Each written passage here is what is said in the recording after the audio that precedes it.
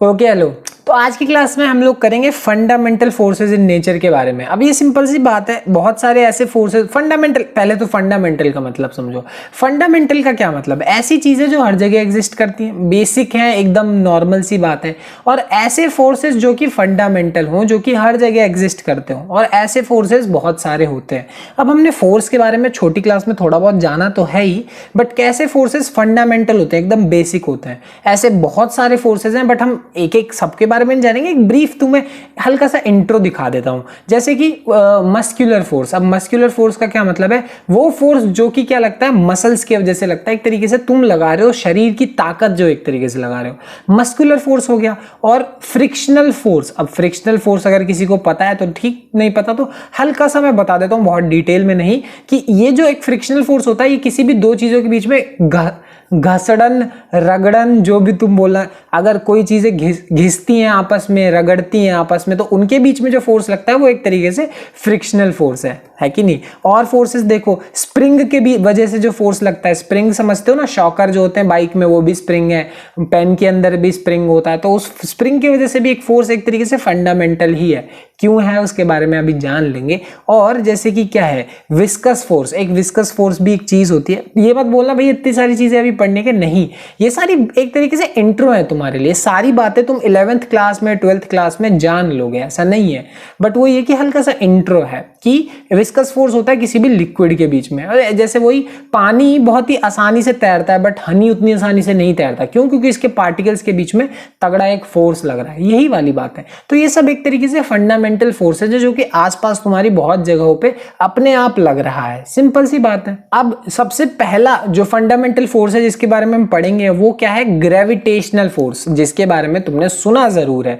Gravitational force क्या होता है? जो प्लैनेट्स के बीच में, हर प्लैनेट एक दूसरे प्लैनेट पे, हमारा सन जो है वो हर प्लैनेट पे लगा रहा है, हर प्लैनेट एक दूसरे प्लैनेट पे सिंपली लगा रहा है। बट ग्रेविटेशनल फोर्स सिर्फ प्लैनेट्स पे नहीं होता, इतना समझ लो। बहुत फिर से बता रहा हूं, मैं बहुत डिटेल्स में इनके बारे में डिस्कस नहीं करने वाला हूं, क्योंकि इनके पर्टिकुलर खुद के चैप्टर हैं। 11th क्लास में ही 8th चैप्टर तुम्हारा पूरा ग्रेविटेशन के बारे में, ठीक है? तो अभी के लिए सिर्फ हम हल्का हल्का इंट्रो देखने वाले हैं। ग्रेविटेशनल फोर्स बेसिकली क्या होता है कि दुनिया में कोई सी भी दो चीजें, उनके बीच में ग्रेविटेशनल फोर्स लगता ही लगता है। कहने का मतलब क्या है कि अगर मान लो मैं यहाँ बैठा हुआ और मेरा यहाँ पे कोई भी एक सामान रखा हुआ है, तो मेरे में और इस सामान के बीच में आपस में फोर्स लग रहा होगा, यही है ग्रेविटेशनल फोर्स। सिर्फ ये मतलब नहीं है कि हमारा अर्थ जो है वो हम पे लगा रहा है या फिर सन लगा रहा है, यही ग्रेविटेशनल फोर्स नहीं है। कोई सी भी चीज ग्रेविटेशन है। हाँ, ये बात है कि ये जो फोर्स होता है ये काफी वीक फोर्स होता है। अब वीक क्यों है? खुद सोचो। अर्थ फोर्स लगा रहा है तुम पे, बट फिर भी तुम उछल जाते हो। एक मतलब कहने का मतलब है तुम उस फोर्स को ओवरकम तो कर ही पा रहे हो ना, है कि नहीं? तो ये जो फोर्स है ये इतना स्ट्रांग नहीं होता, ये वीक फोर्स होता है। One of the weakest force कह सकते हो तुम इसको, ठीक है ना? तो ग्रेविटेशनल फोर्स वीक फोर्स है। इसका सिंपली एक फॉर्मूला होता है, जिसके बारे में अभी रहने दो, हम डिस्कशन करेंगे आगे। बट ऐसा सा फॉर्मूला होता है, 9th क्लास में तुमने देखा जरूर होगा। नहीं आप तो भी टेंशन मत लो, मैं हूं ना, मैं पढ़ा दूंगा, ठीक है? अब आगे देखो, अगली चीज हमारे पास क्या है कि कुछ खासियत, कुछ इंपॉर्टेंट बात है जो भी तुम्हारे आसपास, लाइक तुम नीचे गिर रहे हो, कोई सी भी चीज अगर नीचे गिरती है, तो सिंपली बात है वो हमारे अर्थ के मैग्नेटिक, मतलब हमारे अर्थ के ग्रेविटेशनल फोर्स की वजह से ही नीचे गिरती है कि नहीं? तो कोई भी चीज नीचे गिर रही है। अब हम लोग भी अभी बैठे हुए हैं, अगर हम जहां पे भी बैठे हो, अब तुम अपने मान लो चेयर पे बैठे हो, चेयर हटा दोगे नीचे ही गिरोगे। क्यों गिरोगे? क्योंकि अर्थ ग्रेविटेशनल फोर्स एक्सर्ट कर रहा है। तो बहुत सिंपल सी बात है, ठीक है? अगली बात, हमारे जो मून है, हमारे अर्थ का जो मून है, वो मून को आसपास जो रिवॉल्व करता है, उसका रीजन भी क्या है? Gravitational force. ये अर्थ मून पे और मून अर्थ पे, दोनों एक दूसरे पे ग्रेविटेशनल फोर्स लगा रहे हैं, इसीलिए साथ में जुड़े हुए हैं।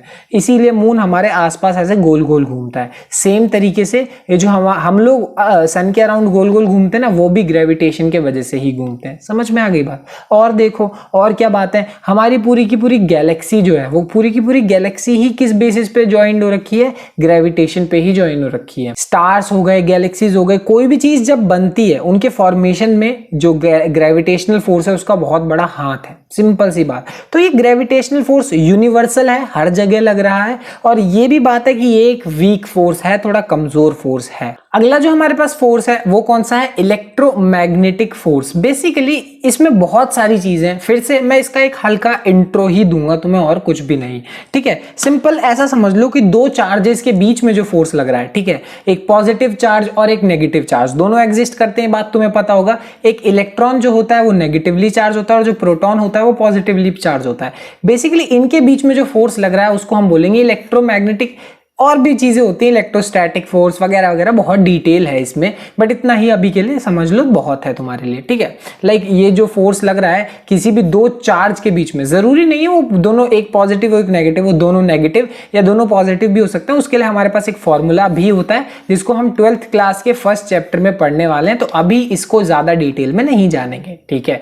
खैर, ये जो फोर्स लग रहा है ये एक तरीके से इलेक्ट्रोमैग्नेटिक फोर्स है। बहुत बढ़िया, सिंपल सी बात है। देखो अगली बात क्या है कि यहां तुम इतनी सी बात जान लो कि जो कोई से भी दो, एक मान लो एक पॉजिटिव चार्ज और एक नेगेटिव चार्ज है, वो एक दूसरे को क्या करते हैं? अट्रैक्ट करते हैं। मतलब अपोजिट चार्जेस जो होते हैं वो एक दूसरे को अट्रैक्ट करते हैं, ठीक है। तभी तुम्हें पता होगा ये जो बीच में न्यूक्लियस होता है वो हमेशा इलेक्ट्रॉन को अपनी तरफ खींचने की कोशिश करता है, ठीक है। दो पॉजिटिव पॉजिटिव या दो नेगेटिव नेगेटिव चार्ज रिपेल करते हैं, यानी अगर सेम चार्जेस होंगे तो वो रिपेल करेंगे और अपोजिट चार्जेस होंगे तो वो क्या करेंगे? अट्रैक्ट करेंगे। ये सिंपल बेसिक कहने का मतलब है। अब इसके मैं कुछ नॉर्मल कॉमन एग्जांपल्स तुम्हें दिखाता हूं जो तुमने अपने रियल लाइफ में जरूर देखे होंगे। कभी तुमने अपने बालों को ऐसे बलून से चिपकते हुए देखा है? नहीं देखा तो कोई बात नहीं, और भी एग्जाम्पल्स हैं, बट ऐसा तुमने देखा हो तो बहुत अच्छी बात है, क्योंकि ये भी जो है एग्जाम्पल वो इसी का एग्जाम्पल है। और एग्जाम्पल कभी ऐसे कंघी से कागज चिपकते हुए देखें?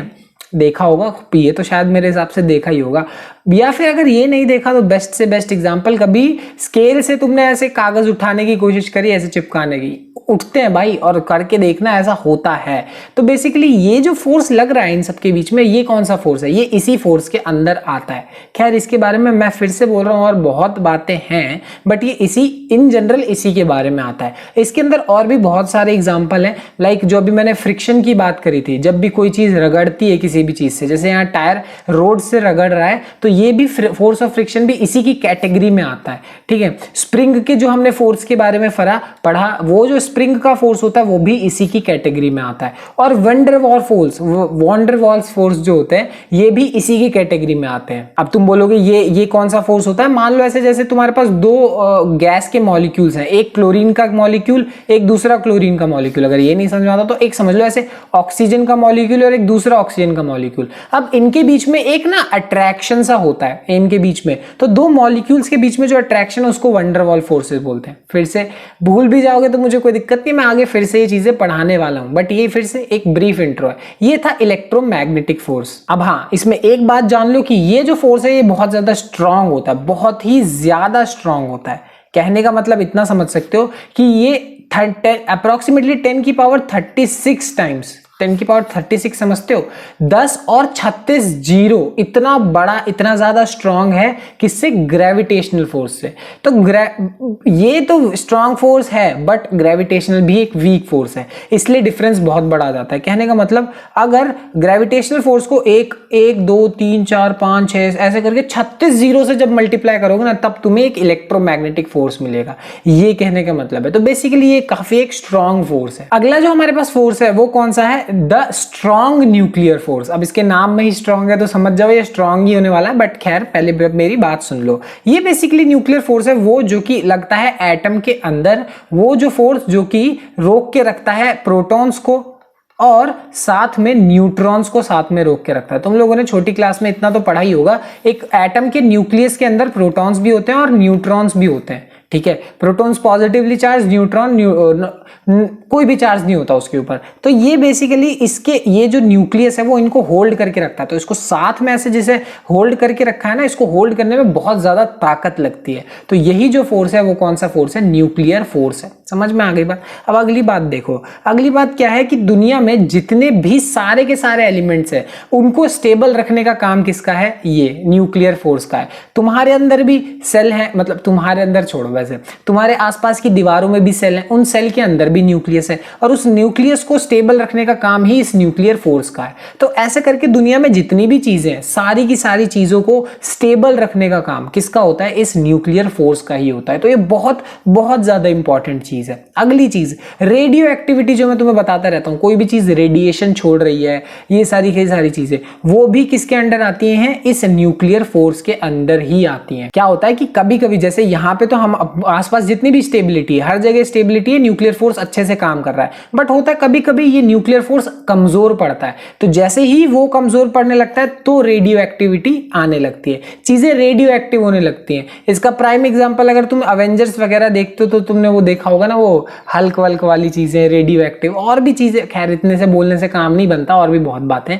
बट हाँ वो रेडियो एक्टिविटी होता है जो रेडिएशन छोड़ रहा है एक तरीके से, वही बात है। तो ये तब होता है जब ये न्यूक्लियर फोर्स वीक पड़ने लगता है। तो सोचो इसकी कितनी ज्यादा अहमियत है। सारी आसपास चीजें अंदर, उनके अंदर का जो न्यूक्लियर फोर्स है वो वीक पड़ जाए तो सब रेडियो एक्टिव हो जाएंगे और तुम्हारा जीना दुश्वार हो जाएगा। ये कहने का मतलब है, ठीक है। फाइनल बात ये कि जो तुम न्यूक्लियर पावर प्लांट्स वगैरह देखते हो, तुमने सुना जरूर होगा, ये पावर प्लांट्स बेसिकली काम करते हैं इसी फोर्स के ऊपर। वो इसी फोर्स का एक तरीके से इस्तेमाल करते हैं और इसी फोर्स का इस्तेमाल करके उनका फ्यूजन, फिशन, अब मैं क्या बोल रहा हूं ये तुम पढ़ लोगे आगे, बट उसका इस्तेमाल करके एक तरीके से प्लांट्स चल रहे हैं और उनसे एनर्जी निकलती है और उस एनर्जी के अलग अलग यूज होते हैं। बट जैसा कि मैंने तुम्हें बोला, ये जो फोर्स है ये काफी ज्यादा स्ट्रांग है। स्ट्रांग का क्या मतलब है, अब स्ट्रांग का मतलब है ये 10 to the power 38 times strong है। अब मैंने तुम्हें बताया था अभी जो इससे पहले जो पढ़ा था वो 10 की पावर 36 टाइम्स स्ट्रांग था ग्रेविटेशनल से, ये 10 की पावर 38 टाइम्स स्ट्रांग है। बट सोचो तो यानी ये जो पिछला वाला था ये उससे भी 100 गुना ज्यादा ताकतवर फोर्स है, 100 गुना ज्यादा, समझ रहे हो फर्क है अच्छा खासा। तो ये है, ये बहुत स्ट्रांग फोर्स है। बट इसमें और भी कहने की बात है, ये जो फोर्स होता है ये बेसिकली अट्रैक्टिव फोर्स होता है। अब तुम खुद सोचो ना, जोड़ के रखा हुआ है साथ में तो अट्रैक्टिव ही होगा, जोड़ रहा है। पिछले वाले केस में हमने देखा ग्रेविटेशनल तो हमेशा अट्रैक्टिव होता है, जो इलेक्ट्रोमैग्नेटिक देखा उसमें हमने केस देखे कि पॉजिटिव नेगेटिव होगा तो अट्रैक्ट करेगा, पॉजिटिव नेगेटिव नेगेटिव होगा तो रिपेल करेगा, बट ये हमेशा ही अट्रैक्टिव होता है एक केस को छोड़ के। मान लो इसके बहुत ही ज्यादा तुम करीब चले गए ना, बहुत ज्यादा, जितना तुम्हें नहीं जाना चाहिए, तब ये फोर्स कैसा हो जाता है, रिपल्सिव हो जाता है। अब वो कितना डिस्टेंस होता है, क्या होता है, बहुत ज्यादा करीब नहीं जाना, उसके बाद वो रिपल्सिव हो जाएगा। ये 12th क्लास में न्यूक्लियाई चैप्टर सब कुछ आगे पढ़ेंगे तो अभी क्यों पढ़ रहे हैं भाई, पढ़ना है, ऐसा कुछ नहीं है, ठीक है। खैर ये 12th क्लास के न्यूक्लियाई चैप्टर में हम पढ़ेंगे, ठीक है। तो खैर कितनी सी बात है, ये है स्ट्रॉन्ग न्यूक्लियर फोर्स, नाम में ही स्ट्रॉन्ग है तो ये है ही स्ट्रॉन्ग। अब जो नेक्स्ट चीज है हमारे पास वो क्या है, वीक न्यूक्लियर फोर्स। अब तुम लोग को जैसा कि मैंने अभी 2 मिनट पहले ही बताया कि होता क्या है कि कभी कभी ये जो न्यूक्लियर फोर्स है वो कमजोर पड़ता है, तब रेडियो एक्टिविटी होने लगती है, तब जो हमारा मेटल है वो जो एलिमेंट है वो खराब होने लगता है, बेसिकली डीके होने लगता है। तो कभी कभी जब ये फोर्स कमजोर पड़ेगा तो हमारा जो न्यूक्लियस है, पेरेंट न्यूक्लियस कह सकते हो, वो डीके होने लगेगा, और डीके होगा तो साथ साथ में वो बहुत सारी एनर्जी, बहुत सारी क्या करे, एक तरीके से लॉन्च करेगा, यही कह सकते हो तुम। तो यहाँ पे वीक न्यूक्लियर फोर्स वही रोल प्ले करता है जब वो एटम को एक तरीके से खराब कर रहा है, डीके कर रहा है। बट खराब करना बोलना थोड़ा सा गलत इसलिए हो जाएगा क्योंकि इसके डीके में भी हमारा बहुत सारा फायदा है। अब वो कैसा फायदा वो तो आगे देख लेंगे, बट हाँ ये भी अपने आप में एक काम की चीज है। रेडियो एक्टिविटी, रेडिएशन भी हमारे काम का है, उसको अगर सही तरीके से यूज करना आए तो, ठीक है। बट इतना समझ लो कि वही है, जो अभी स्ट्रांग था अगर वो वीक पड़ गया तो वीक न्यूक्लियर फोर्स, ठीक है। वही आगे ये कि इसमें ना कुछ पार्टिकल्स जुड़े हुए होते हैं जो कि बड़े ही डिफरेंट होते हैं, वो पार्टिकल्स को पढ़ना समझना काफी डिफरेंट है। वो बेसिकली उनको बोलते हैं न्यूट्रिनो और एंटी न्यूट्रिनो। अब तुम्हें सुनने में अजीब लगेगा, आई एग्री, बट इसके बारे में मैं फिर से ये आगे पढ़ेंगे, और पढ़ेंगे तो देख लेंगे, अभी क्यों टेंशन ले रहे हो। मैंने एक हल्का इंट्रो दे दिया, इतनी क्यूरियोसिटी है तो पढ़ सकते हो, ऐसी कोई दिक्कत नहीं है, फिर आगे हम वैसे भी देखने वाले हैं। हाँ तो ये एंटी न्यूट्रिनो और न्यूट्रिनो बहुत ही डिफरेंट तरीके के पार्टिकल्स होते हैं, इनको पढ़ना समझना काफी डिफरेंट है। अब तुम बोलोगे भैया एक एटम में तो सिर्फ इलेक्ट्रॉन, प्रोटॉन और न्यूट्रॉन हुआ करते थे, है कि नहीं, बट ये क्या बोल रहे हो आप, तो एक्चुअल में ऐसा होता है। एक एटम के अंदर और भी काफी चीजें होती हैं जिनके बारे में अभी तुम्हें नहीं पता, ठीक है। पता करेंगे समय के साथ। तो यही थी आज की क्लास में फंडामेंटल फोर्सेस के बारे में। मैंने जैसा बोला ये जितने भी फोर्सेस हैं इनके बारे में तुम अच्छे से पढ़ने वाले हो आगे, तो इसीलिए इनका सिर्फ मैंने हल्का सा इंट्रो दिया, हल्का हल्की छोटी छोटी बातें ही बताई है और कुछ बातें नहीं बताई, ठीक है ना। तो टेंशन मत लो, ठीक है। मिलते हैं अगली क्लास में, बाय बाय।